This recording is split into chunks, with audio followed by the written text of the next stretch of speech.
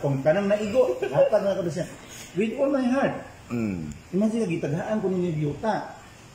Kunya pagkahuman, ang swimming pool, natapsingan. Ano din yung na ko ihatag ng swimming pool sa inyo ha? Sa inyong kaayong, gitaghaan ko ninyo biyuta. Ang market value ng biyuta nga 1 hectare yung gihatag, tag 3,000. Kato pa dati 30 million, inyong gihatag sa kuha ang worth 30 million. Karon natapsingan ang swimming pool, kisi-kisi ko nga, kuan ko sa right, di ko kisi-kisi na iapin nagbaligya ng swimming pool. Di man tanang luti mo ko nga. Layo naman itong kapilya. Kanang, excuse me, Brad Noe. Dugay-dugay naman. Pila na katuig na balik o katoliko, Brad Noe? 16 years na, Brother E.G. Nakabalik? Sus, grasya sa Ginoo, no? So, sa kahigayon nga, nakapangutana ko ni mo, Brad Noe, dugay na kayo higayon nga, mangutana ko ni mo. So, giyon sa man ni mo, Brad Noe, nga, supakiro man kayo ka sa mga larawan. Unya, giyon sa man ni mo pagsabot nga, kining, mauman na inyong pagkabunagin yun. Piti magiging mo, akong na mga testimonyo nimo imong dukdukon tong dagoy ni Mama Mary may akong nag-ano mo nya sa pabatong imong na unsa mang pakabutangan na imo maning na natubag ning ana address niya nakabalik ka Katoliko. So nagpang gid sa Brother EJ akong gistudyuhan pag-ayo ang theology of sacred images, no, kay kami gid di man gid mutuo og larawan. Pinanguna nako nga understanding nga nailarawan kay ningon man ang Genesis chapter 1 verse 26 and 27 na let us create man according to our image. So doon ay dagway ang Ginoo. Ang atong dagway kita hinimo sumala sa dagway sa Ginoo. So dili sa pwede mahimong image list, di ba? Kaya na may dagway ang Ginoo through us. So in the Old Testament sa akong pagtan-aw, tama gyud nga God the Father is invisible, dili makita. But in the New Testament, the invisible God becomes visible in Christ. So moto nga akong nakita nga ang larawan di ay no sa Daang Testamento nabasa na ko sa Catechism na when the Son of God becomes human, the new economy of images is being introduced. And so ingon sa Catechism, now that man becomes visible in the flesh, no, and live with men, I can make an image of what I have seen of God and contemplate the glory of the Lord. Karon kay makita naman ako ang Dios, pinaagi kang Kristo, pwede na ko makahimog larawan sumala sa akong makita o makapamalandong sa himaya sa Dios sumala sa akong nakita. So mao nga ang larawan, Brother E.G., it represent the invisible God. It represent God the Father sa giingon sa John chapter 14 verse 9 na Jesus is the image of the invisible God. Those who have seen me has seen the Father. So mao na nga nasabtan ako ano dunay mga larawan sa simbahang Katoliko kay mao ni ang nagrepresent sa mga butang nga dili nato makita nga wala pa karon dinhi. So the image of Jesus represent Jesus. So dito na ako nakita na bilang isang pastor nga dili mi anti-image, may dili mi ganahan og mga picture sa Ginoo, pero kusog na mi magpa-picture. Picture niya pagkaman humagkasal picture, allergic kay mi sa picture sa Ginoo. Pero sa among picture komportable kay mi ana.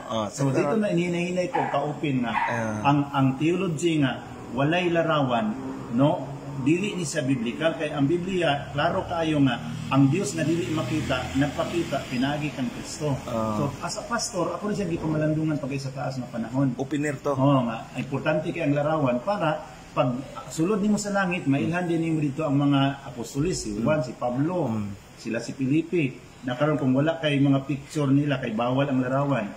Pag sulod nimo sa langit Brother E.G., magtanong-tanong kito kinsa kay Felipe aninong bro kanin mo din siya. Yawa kabalo si Judas na dito. Judas Iscariote. So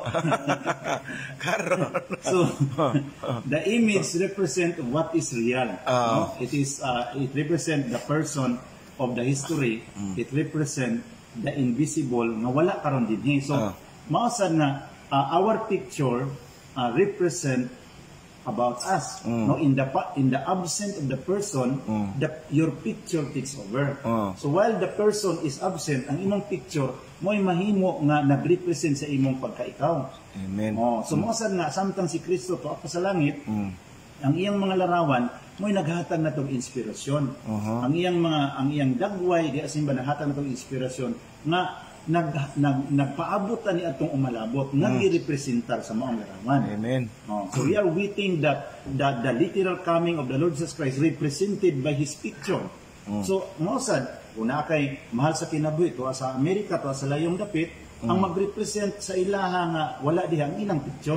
Kay lain man kay nga mamalandong ka ni Jesus nga nag-atubang sa iyang larawan. Di ba? Kung mamalandong ka nga walay larawan, magamadana na kato sa Krisami. Thank you Lord. Imo imagine ang say naong ni Jesus. Mubalik ya po ka itong mga larawan sa Katoliko kay mo may imong nakitaan. Isa mo sa kay lain ang imong mahuna-hunaan kay sakto bitaw no. Di ba? Kung mamalandong ka sa dagway ni Jesus, mibalik ya po ka sa simbahan sa Katoliko. Kay mo amontoy mo kuan mo plus sa imong pananaw. So it represent the person na wala pa diha. So samtang nagpaabot ang mahinangkon sa pagbalik sa atong Ginoo, ang iyang larawan naghatag na tong inspirasyon. Inspirasyon, no? Mo sad kita kung dugay maabot ang atong minahal, ang imong girlfriend, tuwa siya sa abroad, ang iyang picture may maghatag nimo og inspirasyon. Kaya kung wala ang iyang picture, makikita niya ka sa silingan Brother AJ. Delikado kay niya siya. Sa to pa katong Exodus 20 4:5-6 murag nakuha na nimo na yun sa man na pagsabot. Itanaw na ko sa biblical criticism kinyo ningon dito nga do not make any kind of graven image of idols. So sa Catholic translation naa siya apelyido. Ayaw paghimo og larawan sa mga Dios. Pero sa King James version wala gibutang og apelyido. Gingon lang ayaw paghimo og bisan unsang larawan. So kung ikaw base ka sa King James translation, imong masabtan na ang tanang larawan gidili.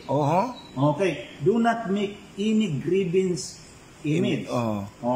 Sa Katoliko na may larawan, do not make any gravings of idols.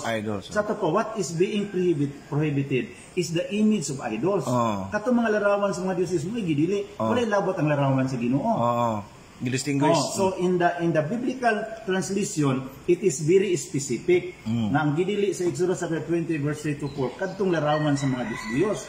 Ang Biblia sa Protestant, ang King James version, very general. It sounds general nga ayaw paghimog mga larawan. Yang imong tanaw ini larawan is evil. Kay wala may apelyido. Nira kinisuwan kriminal ni, kinisisos palahubog ni. Ngayon ka si Jesus palahubog, wala apelido. Jesus Reyes. Muna na ni mo, si Jesus baka nang Ginoo palahubog.